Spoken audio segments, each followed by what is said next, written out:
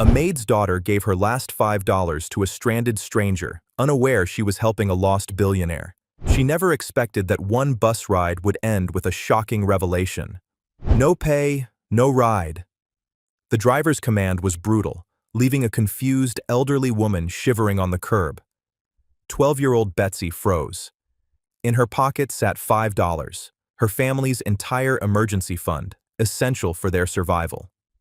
Using it meant no milk for dinner, but watching this cruelty felt worse. With shaking hands, Betsy jammed her foot in the door and dropped her last coins into the box. She didn't know she was saving a billionaire. She only knew she couldn't look away. A single tarnished quarter can weigh more than a bar of gold when it is all you have left. 12-year-old Betsy Miller stood on the corner of the wealthiest street in town, clutching a silver dog tag in one hand and her bus fare in the other. She watched the sleek cars glide by, wondering if anyone inside them ever worried about how they would get home. The autumn wind in Fairview was different than the wind in the East End. Here, on the wide avenues lined with oak trees and manicured hedges, the breeze smelled of burning fireplaces and expensive polished leather. It rustled through the copper leaves with a gentle whisper, polite and reserved. In the East End, where Betsy lived, the wind had teeth. It howled through cracks in the window frames and carried the scent of diesel fumes and damp concrete. Betsy tightened her grip on the plastic grocery bag she carried. Inside were her mother's work clothes, a black uniform and a white apron that smelled faintly of lemon polish and bleach. Her mother, Linda, was still inside the sprawling brick mansion behind the iron gates, finishing the floors. Linda had hurt her back the week before, a dull ache that turned into a sharp spasms by the afternoon. So, Betsy had come after school, sneaking in through the service entrance to scrub the baseboards and dust the high shelves while her mother handled the heavy vacuuming. It was a secret arrangement. The homeowners, the Harrisons, did not like children.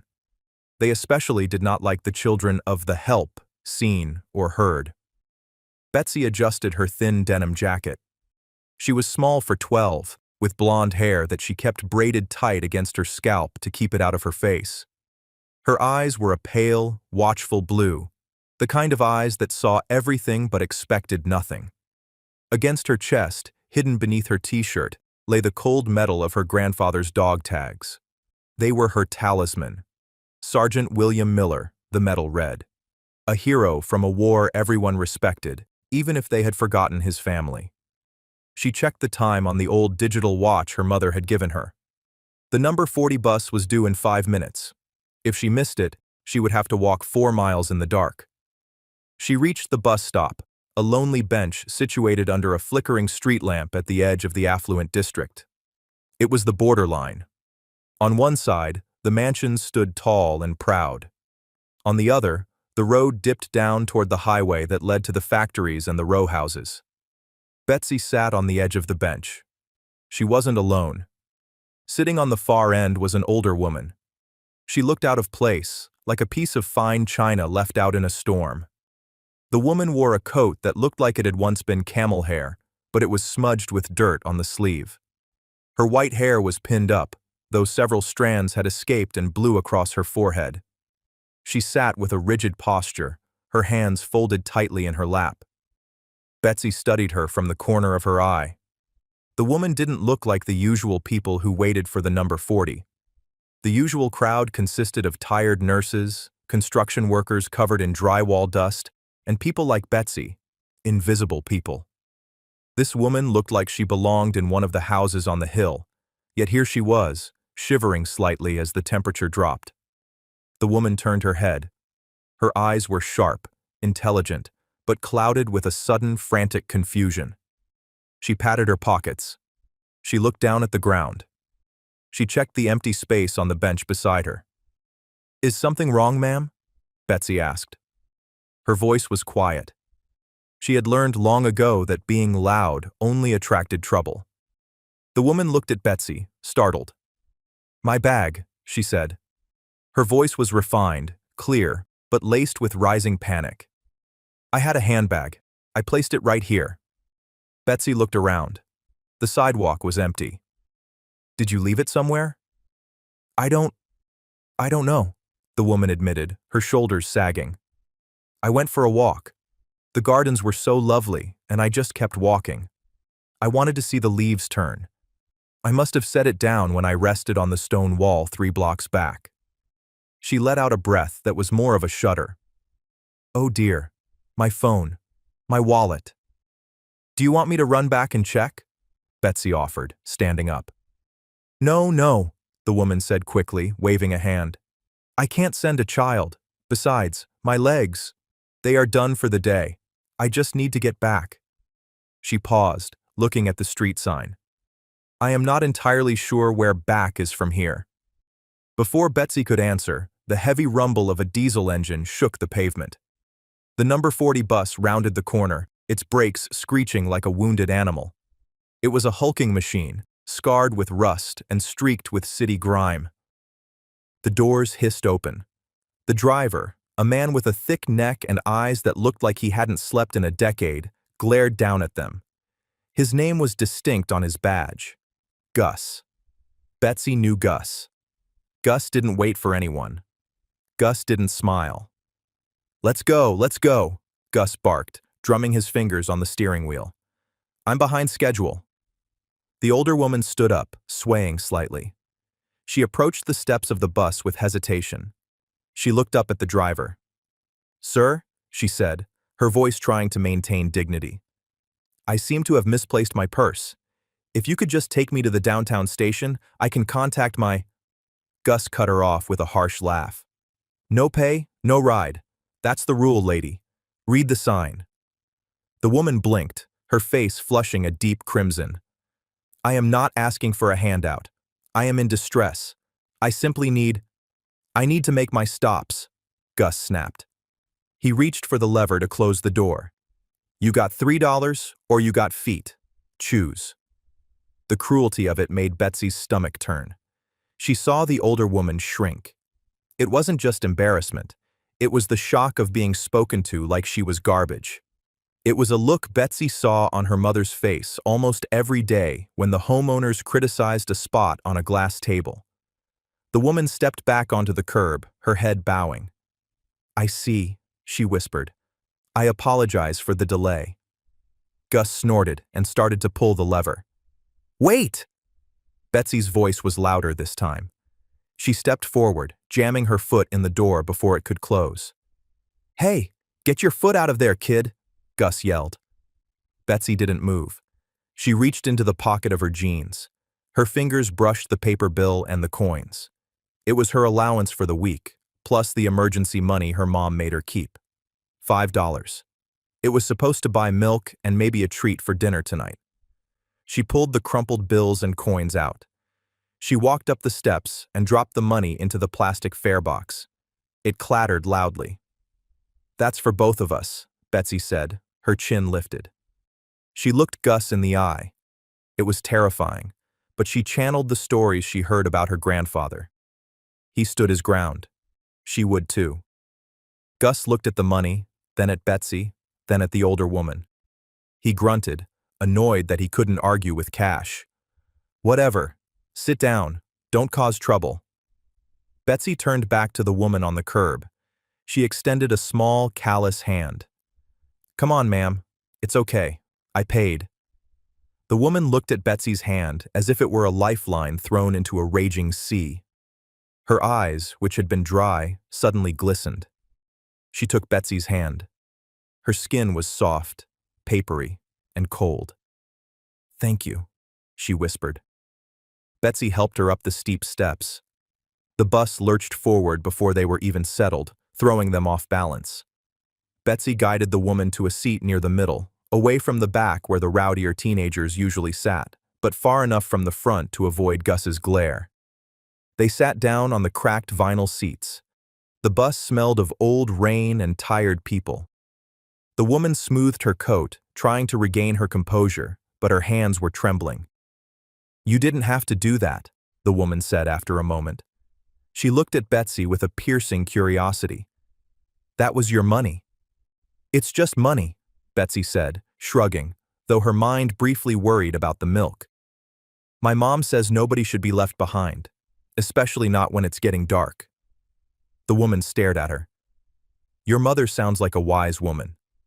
She works hard, Betsy said. She pulled her bag of work clothes onto her lap, hugging it. She says working hard keeps your head straight. The bus hit a pothole, rattling the windows in their frames. The woman winced, grabbing the metal rail in front of her. This world, the noise, the smell, the roughness, was clearly alien to her. I am Eleanor, the woman said, extending her hand again, this time formally. Eleanor Caldwell. Betsy shook it. I'm Betsy. Betsy Miller. Miller, Eleanor repeated, testing the name. A solid name. And tell me, Betsy Miller, why is a 12-year-old girl taking the bus alone at this hour? Where are your parents? My dad died a long time ago, Betsy answered matter-of-factly. And my mom is still working. She cleans the Harrison house up on the hill. I help her sometimes, but I have to get back to start dinner and do homework. Eleanor's eyebrows rose. You help her clean? Shh. Betsy put a finger to her lips, glancing around. I'm not supposed to. The Harrisons don't know. If they found out I was there, Mom could lose her job. They think kids are messy. A shadow passed over Eleanor's face. Her expression hardened, not at Betsy, but at the invisible injustice of the situation. I see. They sound delightful. They pay okay, Betsy said, defending the only lifeline her family had.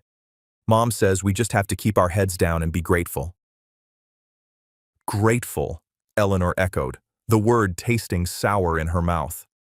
She looked out the window as the manicured lawns of Fairview gave way to the smaller, cramped yards of the transition neighborhoods. It is strange what we are told to be grateful for. Betsy noticed the woman was shivering again. The heating on the bus was broken, blowing only cold air. Without thinking, Betsy unzipped her denim jacket. She wasn't wearing much underneath, just a thin white t-shirt, but she was used to the cold. Here, Betsy said, taking the jacket off. Put this over your legs. It helps. Oh, my dear, I couldn't, Eleanor protested, looking at Betsy's thin arms. You'll freeze. I'm fine, Betsy insisted. I'm tough. Grandpa's blood. She draped the jacket over Eleanor's knees. Eleanor touched the denim fabric.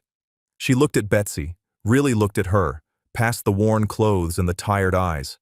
She saw the silver dog tags hanging against the white t-shirt. Is that your father's? Eleanor asked, pointing to the tags. My grandfather, Betsy said, her hand instinctively going to the metal. Sergeant William Miller. He was in the war. He saved his whole platoon. He got a medal and everything. Eleanor's breath hitched. She leaned in closer, her blue eyes widening. William Miller? From the 101st? Betsy nodded vigorously. You heard of him?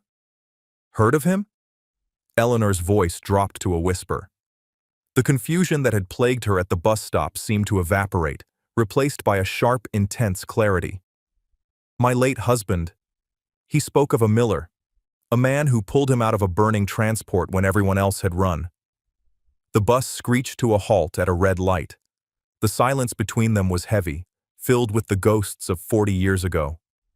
He never talked much about it, Betsy said softly. Mom said he was sad a lot, but he was brave. Yes, Eleanor said, her eyes glistening again. He was very brave. She looked at Betsy with a new expression, a mixture of awe and heartbreak. And here you are, his granddaughter, paying my fare. He would have done it, Betsy said simply. Yes, Eleanor murmured, gripping the denim jacket on her lap. He would have. The bus rumbled forward, entering the East End. The streetlights here were dimmer, some burnt out completely. The houses were narrow row homes, huddled together for warmth. This is my stop coming up, Betsy said, gathering her plastic bag. She hesitated. Do you know where you're going, Eleanor? The station is the last stop. It's about 10 minutes more. Eleanor looked out at the darkening streets.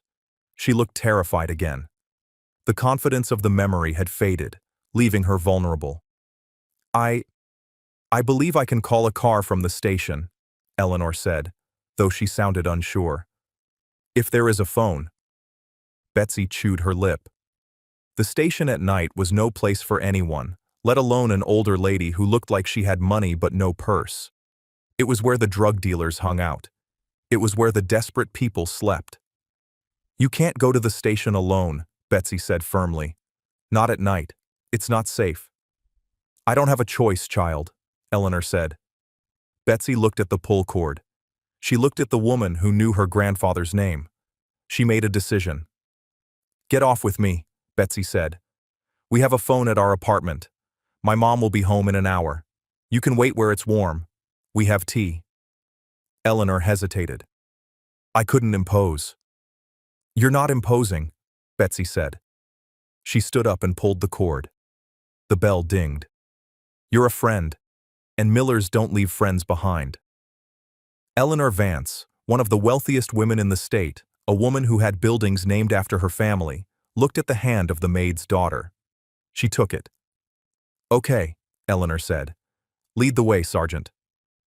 The stairwell of the apartment building smelled of boiled cabbage and floor wax. It was a steep climb to the third floor, and Betsy moved slowly, listening to the labored breathing of the woman behind her. Eleanor gripped the banister with a gloved hand, her knuckles white. The wood was rough, painted a thick, institutional gray that chipped away to reveal older, darker layers beneath. Just one more flight, Betsy encouraged, pausing at the landing. We have the best view. You can see the water tower from the kitchen window. Eleanor nodded, unable to speak. She was a woman accustomed to elevators lined with mirrors and carpets that swallowed the sound of footsteps. This vertical ascent was a trial, not just of her endurance, but of her understanding of the world. She had passed buildings like this in her limousine for decades, viewing them as vague, brown blurs in the periphery of her life. Now, she was inside the blur. Betsy unlocked the door to apartment 3B. The lock was tricky. It required a jiggle to the left and a hard shove. The door swung open with a groan of dry hinges. Welcome to the castle, Betsy said, a small, ironic smile playing on her lips. The apartment was small, barely larger than the walk-in pantry in Eleanor's estate, but it was aggressively clean. The linoleum floor, though patterned in a faded 1970s yellow, shone under the single overhead bulb. The walls were painted a soft cream, covered in framed drawings of birds and pressed flowers, cheap art, but arranged with the precision of a gallery. Eleanor stepped inside, pulling her coat tighter around herself. The air in the room was chilly, perhaps colder than the hallway. She noticed blankets draped over the back of the sofa and rolled up at the bottom of the drafty window frames. Sit here, Betsy instructed, pointing to a floral armchair that had clearly seen better days. A crocheted afghan was folded neatly over the arm. I'll make tea. Do you like chamomile? It's all we have. Chamomile would be lovely, Eleanor said, sinking into the chair. Her legs throbbed. As Betsy bustled about the kitchenette, a tiny corner with a stove, a sink, and a humming refrigerator, Eleanor let her eyes wander. She saw the details that pride tried to hide. There was a stack of envelopes on the small dining table, organized by size. The top one had red lettering, urgent.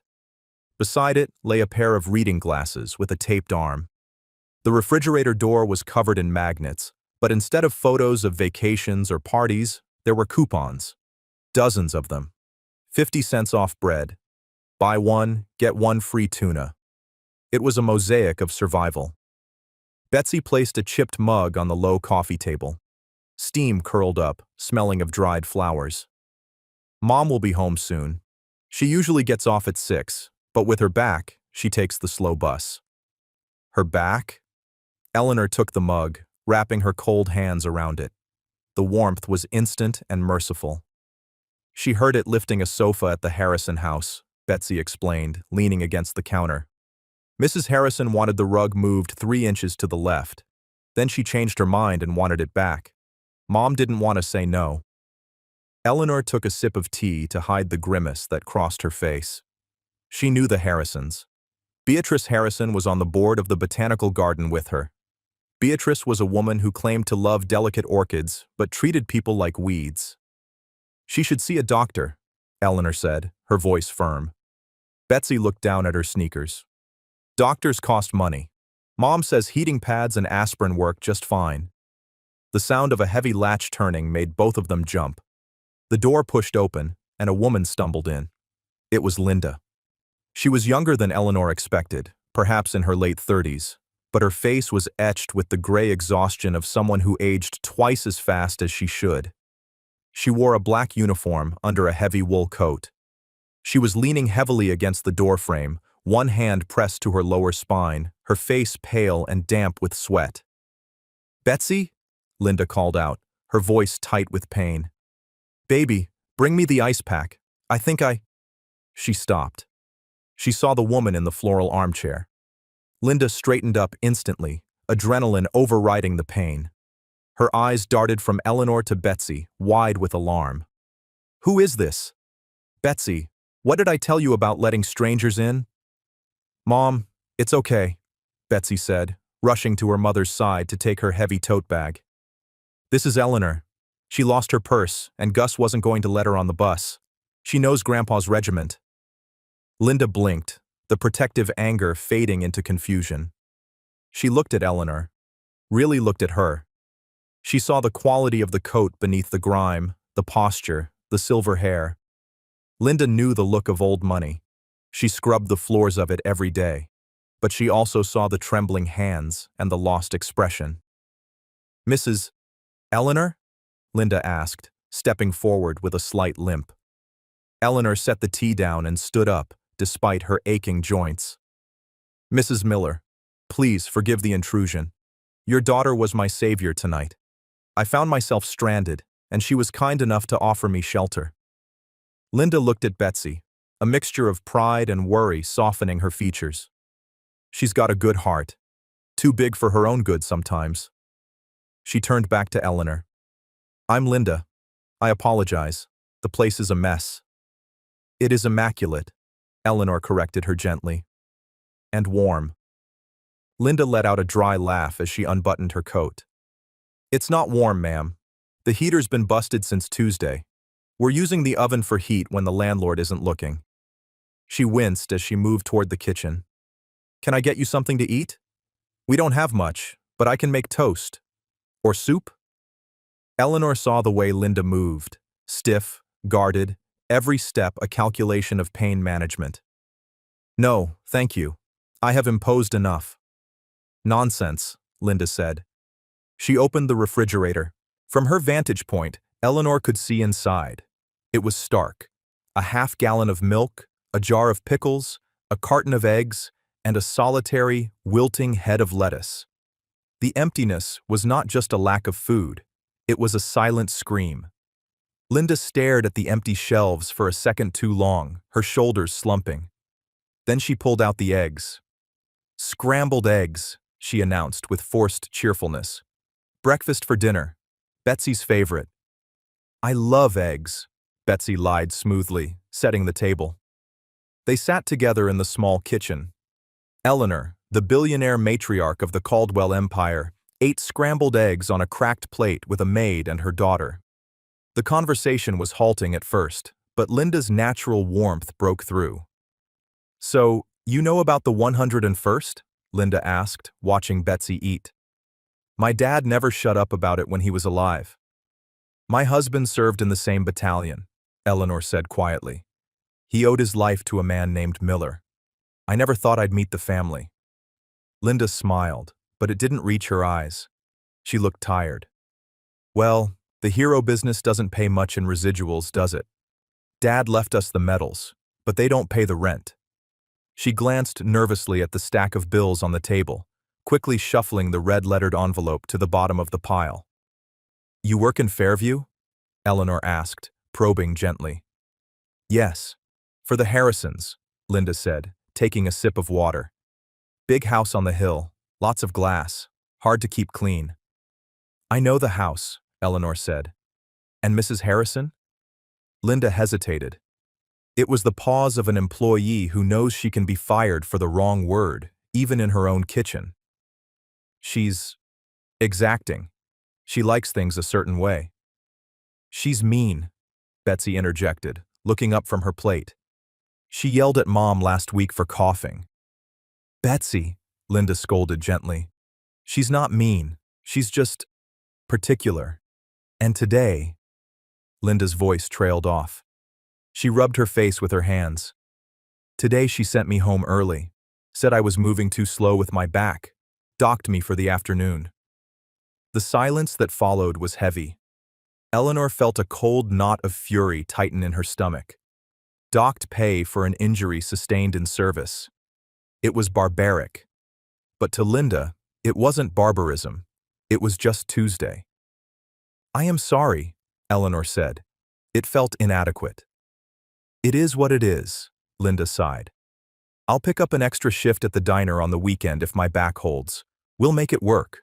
We always do. She reached out and squeezed Betsy's hand.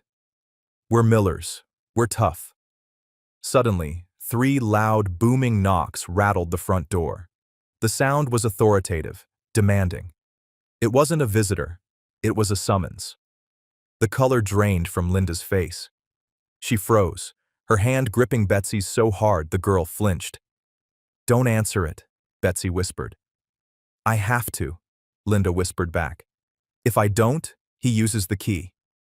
Linda pushed herself up from the table, groaning as her back protested. She walked to the door and opened it a crack. A large man stood there. He filled the doorframe, wearing a grease-stained jacket and a baseball cap pulled low. He didn't look at Linda's face. He looked at the apartment behind her. Mr. Henderson, Linda said, her voice trembling slightly. I thought you were coming on Friday.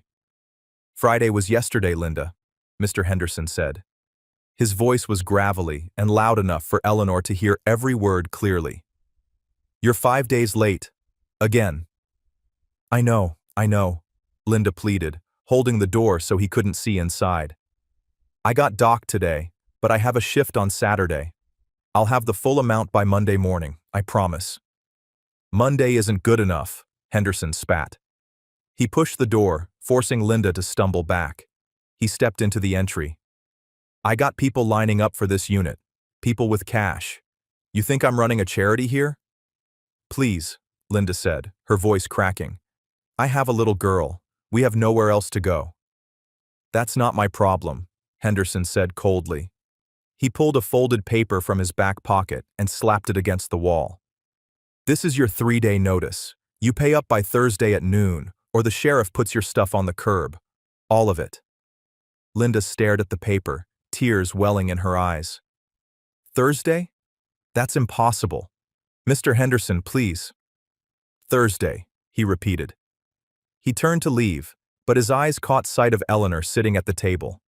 He paused, sneering. You got money for guests? You got money for extra mouths to feed? But you ain't got my rent? She's just a friend, Linda defended weakly. Tell your friend to chip in or you're both out, Henderson growled. He slammed the door shut, the sound echoing like a gunshot in the small room. For a long moment, no one moved. The vibration of the slam seemed to hang in the air. Linda stood by the door, her hand covering her mouth, her body shaking with silent sobs. She looked smaller than she had a moment ago, defeated, broken by the weight of a few $100s. Betsy ran to her mother, wrapping her arms around Linda's waist, burying her face in the black uniform. Eleanor sat frozen in the floral chair. She looked at the mother and daughter clinging to each other in the dim light of the kitchen. She looked at the 3-day notice stuck to the wall. She touched the pocket of her coat, where her checkbook usually sat. It was gone. She had no phone. She had no wallet. She was, effectively, powerless in this moment. But as she watched Linda wipe her eyes and try to put on a brave face for her daughter, something shifted in Eleanor Caldwell. The confusion and frailty of the afternoon burned away. In its place was the steely resolve that had built a business empire from nothing. She wasn't just an old lady who lost her purse anymore. She was a witness, and she had seen enough. Morning arrived with the color of old slate. The light filtered through the thin curtains of the apartment, casting long gray shadows across the floor. Eleanor woke up on the sofa. Her neck was stiff, and her hips ached from the sagging cushions, but she had slept surprisingly deeply.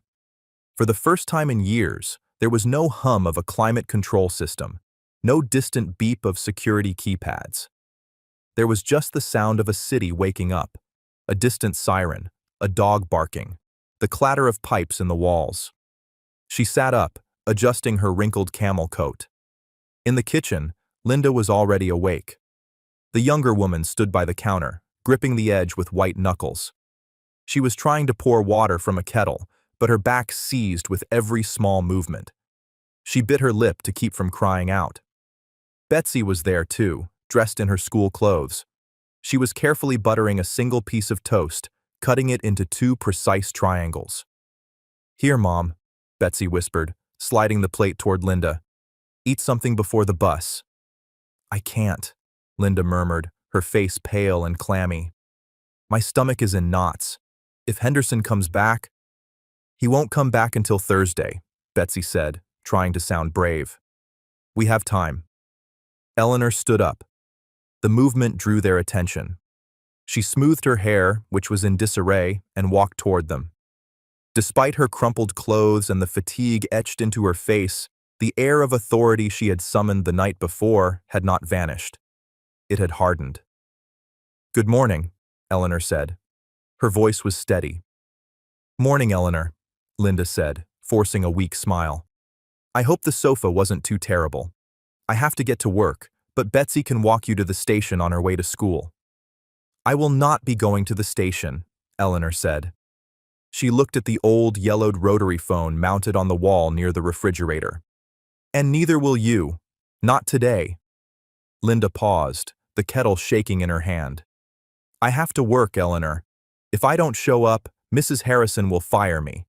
And if I get fired, we lose this place on Thursday for sure." "You are in no condition to scrub floors," Eleanor stated. She walked over to the phone. "May I?" Linda looked confused, but nodded. "Local calls are free, but I don't think—" Eleanor picked up the receiver. She didn't dial 911. She didn't dial a taxi service. Her fingers moved over the keypad with memory and precision, punching in a number she had known for 30 years. She waited. 1 ring. 2. "It is me," Eleanor said into the receiver. The voice on the other end was audible only as a frantic, high-pitched mumble. Eleanor cut it off. "Stop panicking, Robert. I am fine," she said. Her tone was no longer that of a confused grandmother. It was the tone of a woman who moved markets with a whisper. "I am in the East End, 402 Elm Street, apartment 3B. She paused, listening. "No, do not bring the police, and do not bring the ambulance. Bring the car, the Commodore. And Robert, bring the boys. I have guests." She hung up the phone with a decisive click. The silence in the kitchen was thick. Linda stared at her. Betsy stopped chewing her toast. "Who is Robert?" Betsy asked. "A very distinct man who worries too much," Eleanor said. She turned to Linda. "Linda, I need you to trust me. Do not go to work today." "I can't just skip," Linda argued, her voice rising with panic. "I don't know who you called, but I live in the real world, Eleanor. In the real world, if you don't work, you don't eat. I have to go." She grabbed her bag, wincing as she slung it over her shoulder. "I'm sorry. You can stay here until your ride comes. Just lock the door when you leave." "Linda, wait," Eleanor said. She didn't shout, but the command stopped Linda at the door. "Please, give me 20 minutes. If you still want to leave after that, I will not stop you." Linda looked at the clock. Then she looked at her daughter. Then she looked at the old woman who had slept on her couch. There was something in Eleanor's eyes, a fierce, blue intelligence, that made Linda hesitate. 20 minutes, Linda whispered. "Then I have to catch the 7:15. They waited. The minutes ticked by like hours. Linda paced the small living room, checking her watch every 30 seconds. Betsy sat by the window, watching the street below. Eleanor sat back in the armchair, hands folded in her lap, staring at the peeling paint on the ceiling as if she were planning a renovation. At the 18-minute mark, The atmosphere on Elm Street changed. It started as a vibration in the floorboards. Then came the sound. Not the rattle of the city buses or the cough of old sedans, but a deep, powerful purr. It was the sound of precision engineering. "Mom," Betsy said, pressing her face against the glass. "Mom, come look." "We have to go," Linda said, reaching for the doorknob. "No, Mom. Look." Linda walked to the window. She looked down. Turning onto their narrow, pothole-riddled street was a convoy.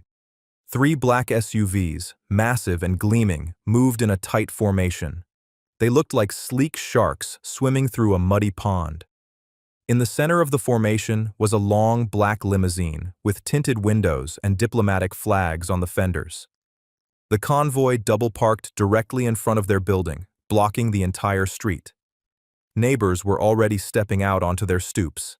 People were pointing. In this neighborhood, cars like that usually meant a drug raid or a politician looking for votes. "Oh my God," Linda breathed, stepping back from the window. "It's the feds, or the mob. Eleanor, who is coming for you?" "My family," Eleanor said simply. She stood up. "Shall we?" "I'm not going out there," Linda hissed, backing away. "I haven't done anything wrong. Betsy, get away from the window." "Linda," Eleanor said, her voice soft but firm. She reached out and took Linda's rough, work-worn hand.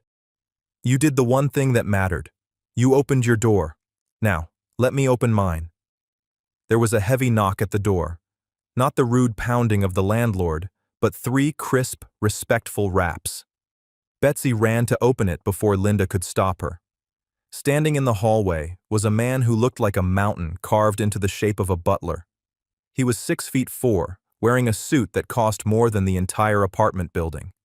He had an earpiece and a face made of granite. This was Robert. Behind him stood 2 other men, equally large, scanning the hallway. Robert looked at the small girl. He looked at the terrified mother. Then his eyes landed on Eleanor. The granite face cracked.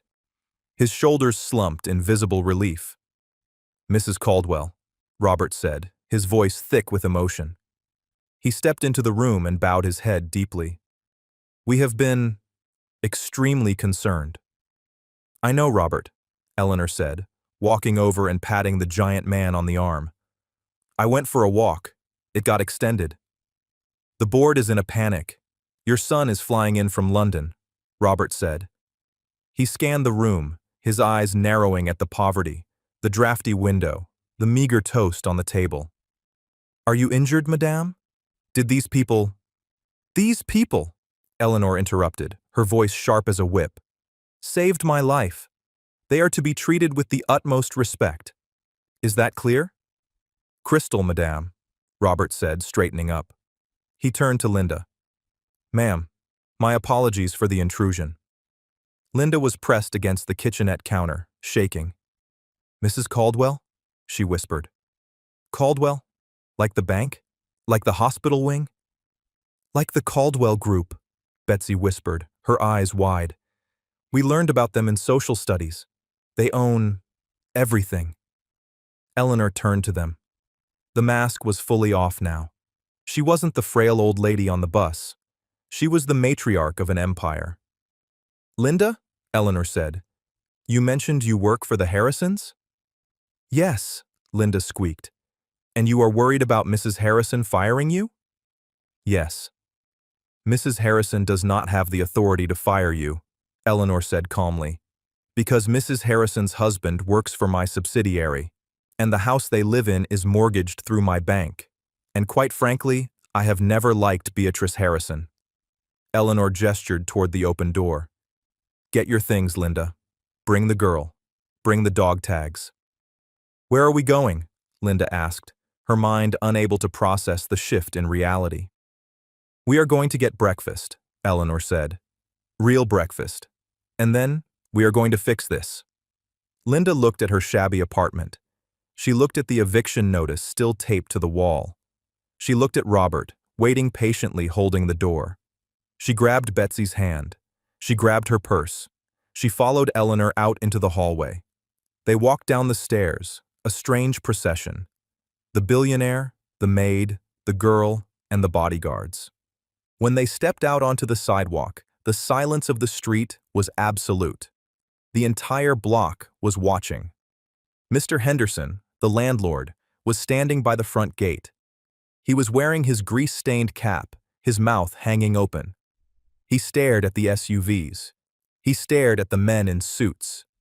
Then he saw Linda. He stepped forward instinctively.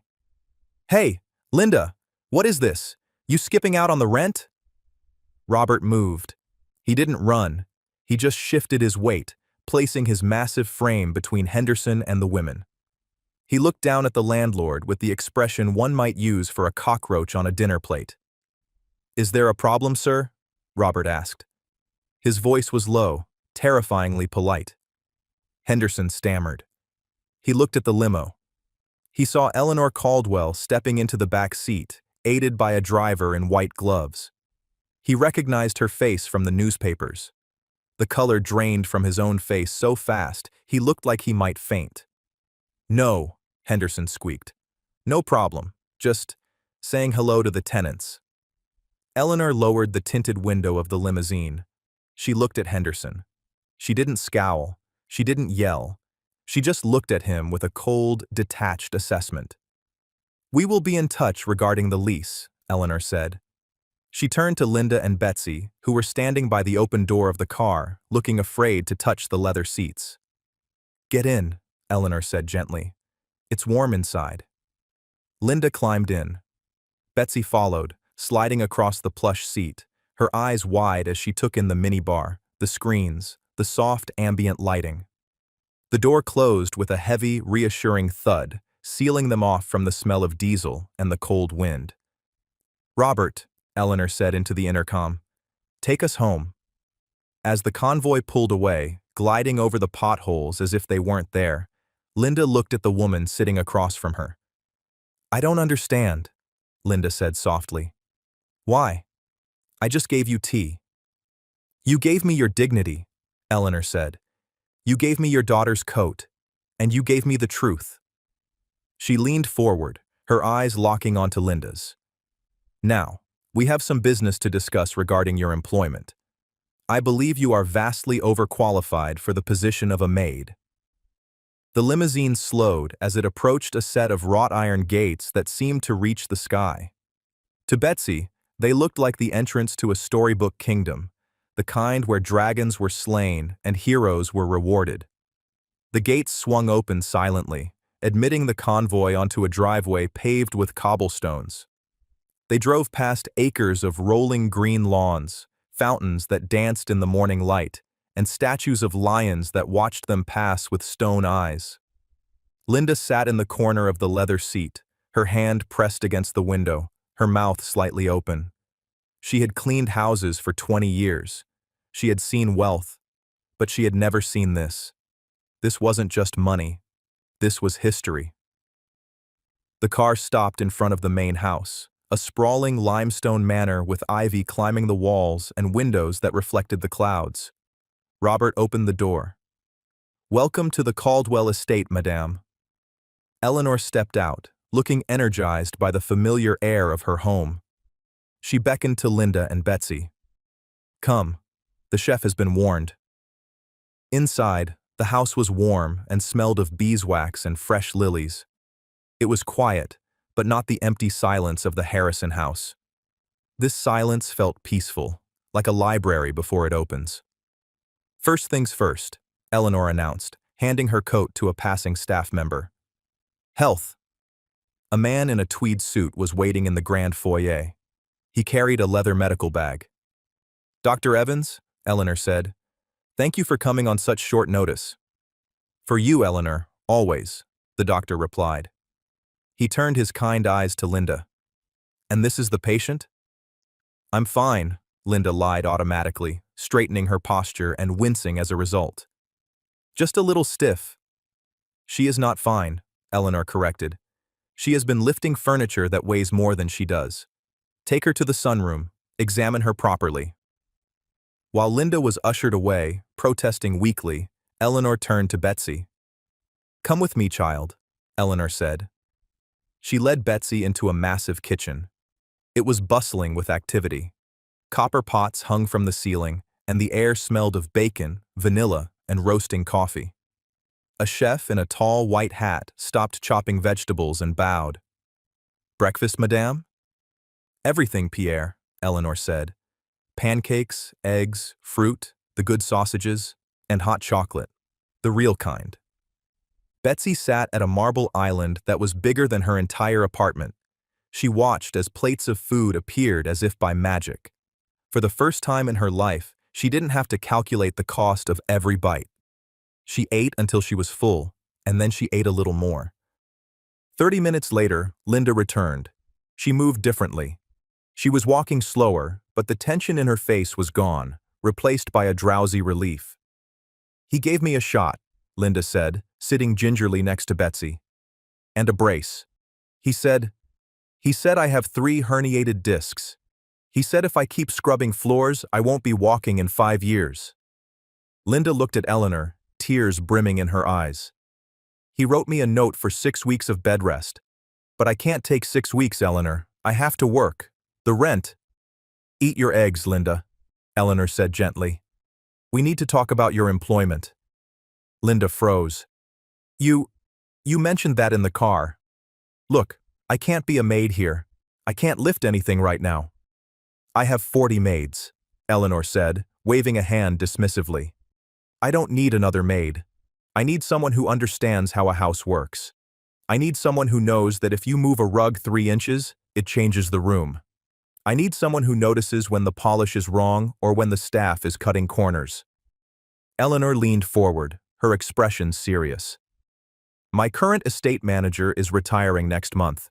It is a management position. You carry a clipboard, not a vacuum. You manage schedules. You hire and fire. You ensure the standards are met. And you sit down when you need to." Linda stared at her. I don't have a degree." "You have 20 years of experience in the trenches," Eleanor countered. "You know more about cleaning a house than any college graduate. The starting salary is $85,000 a year, plus benefits, plus housing on the estate grounds, in the guest cottage, until you are ready to buy your own place." The spoon dropped from Linda's hand. It clattered loudly on the marble. 85, Linda choked out. It was triple what she made working 3 jobs. It was a life preserver thrown to a drowning woman. "Is that acceptable?" Eleanor asked. "Yes," Linda whispered. "Yes. Oh my God, yes." "Good," Eleanor said. She took a sip of tea. "Now, regarding your previous residence." Linda's smile faltered. "Henderson. The lease. I still have to get our things. He's going to make it hard." "Mr. Henderson is no longer a concern," Eleanor said. She opened a leather folder that Robert had placed next to her. She slid a paper across the marble. It was a deed of sale. "I had my legal team contact the owner of your building while we were in transit," Eleanor explained calmly. "We made him an offer he found compelling. As of 20 minutes ago, the Caldwell Group owns the building on Elm Street." Betsy's eyes went wide. "You bought our apartment?" "I bought the building," Eleanor corrected. "It is in disrepair. It is a blight on the neighborhood. We are going to renovate it, fix the heat, fix the plumbing, clean the hallways." She looked at Linda. "And we are firing the current property manager. Mr. Henderson will be vacating the premises by noon. I believe the police will be assisting him, as we discovered some irregularities in his bookkeeping." Linda let out a laugh that sounded half like a sob. The monster under the bed hadn't just been scared away, he had been evicted. "We will need a new manager for the building," Eleanor continued. "Someone to oversee the renovations and ensure the tenants are treated with dignity. I thought, perhaps, you could oversee that project as well? From your desk, of course." Linda covered her face with her hands, her shoulders shaking. Betsy hopped off her stool and wrapped her arms around her mother. They held each other, the weight of 1,000 sleepless nights lifting off their backs. "Thank you," Linda sobbed. "Thank you." "Do not thank me yet," Eleanor said softly. "I have a payment to collect." Linda looked up, wiping her eyes. Anything. The dog tags, Eleanor said. May I see them? Betsy reached under her shirt and pulled out the silver chain. The metal was warm from her skin. She handed them to Eleanor. Eleanor took the tags with trembling hands. She ran her thumb over the raised letters. Sergeant William Miller. Robert, Eleanor said quietly. The butler stepped forward and placed a small, framed photograph on the counter. It was black and white, the edges yellowed with age. It showed two young men in muddy fatigues, standing in front of a jeep. They were dirty, exhausted, and smiling with their arms around each other's shoulders. One was clearly Betsy's grandfather. The nose and the eyes were the same. The other was a young man with a sharp jawline and kind eyes. That is my husband, Eleanor said, her voice thick. Arthur. This was taken 2 days after William pulled him out of the fire. Arthur wrote on the back, Bill Miller, the reason I'm coming home. Eleanor looked up at Betsy. A single tear tracked down the billionaire's cheek. My husband came home, Eleanor whispered. He started this company. He built this life. We had a son. We had grandchildren. None of this would exist if your grandfather hadn't turned back into that smoke. She handed the tags back to Betsy, pressing the girl's small hands around them. You paid my fare, Eleanor said, but your family paid for my life. We are even, Betsy Miller. 6 months later, the winter wind howled through Fairview, but inside the gatehouse of the Caldwell estate, the fire was roaring. The cottage was cozy, filled with new furniture and the smell of beef stew simmering on the stove. Linda sat in a leather armchair, her feet propped up on an ottoman. She was reviewing a spreadsheet on a tablet. She looked different. Her skin was bright, the dark circles were gone, and she wore a soft cashmere sweater instead of a uniform. The front door burst open, and Betsy ran in, cheeks flushed from the cold. She was wearing a thick winter coat and a private school uniform, a plaid skirt and a blazer with a crest. Mom! Betsy yelled, kicking off her boots. I got an A on the history project, and Robert taught me how to drive the golf cart. Slow down, speed racer, Linda laughed, putting the tablet down. Wash up. Dinner is in 10. Betsy ran to the sink. As she washed her hands, she looked out the window. Across the great lawn, the lights of the main house were twinkling. She could see the silhouette of Eleanor in the window of the library, reading. Every Sunday, they had dinner together. Eleanor, Linda, and Betsy. They talked about school, about the estate, about the renovations at the old apartment building where the heat now worked and the rent was fair. Betsy dried her hands and reached into her pocket. Her fingers brushed against two things: the cool metal of her grandfather's dog tags and a single, shiny coin. She pulled the quarter out and looked at it. It was just a piece of metal. It couldn't buy much. A gumball. A few minutes on a parking meter. But once, on a cold afternoon when the world felt huge and cruel, $3 and a little bit of courage had bought a miracle. Betsy smiled, flipped the quarter in the air, caught it, and put it back in her pocket. Coming, Mom, she called out. She sat down at the table, safe, warm, and home. And so, we leave Betsy safe and warm, flipping a quarter that represents so much more than just 25 cents. It's a reminder that a single moment of courage on a cold bus can buy a miracle. I hope this story allowed you to step out of the cold wind and into the warmth, just like Linda finally did. I'd love to know where you were while listening. Maybe you were winding down after a hard shift, or sitting with a hot cup of tea like Eleanor and Betsy. Let me know in the comments. I read them all. If you want to ensure we cross paths again for more stories about hidden heroes, hitting like and subscribing makes a huge difference. Thanks for spending this time with me.